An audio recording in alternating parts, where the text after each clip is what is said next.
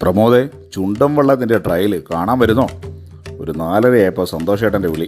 നേരെ പോയി വീടിൻ്റെ തൊട്ട് പുറകുവശമുള്ള പുത്തനാറ്റിലേക്ക്. ഇതാ കണ്ടില്ലേ, ചുണ്ടൻ വള്ളം അങ്ങനെ അവനിങ്ങനെ കിടക്കുകയാണ്.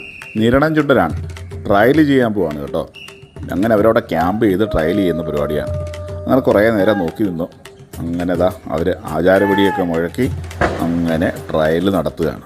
നല്ല രസമാണ് കാണാൻ കേട്ടോ. നല്ല അടിപൊളി അന്തരീക്ഷം.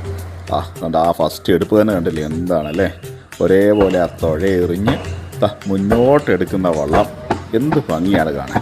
അപ്പോൾ അതിമനോഹരമായ മറ്റൊരു കാഴ്ച കിട്ടി കേട്ടോ. വള്ളം അങ്ങനെ കടന്നു പോയപ്പോൾ നമ്മുടെ കൂകിപ്പായി തീവണ്ടി കടന്നു വരുന്നു.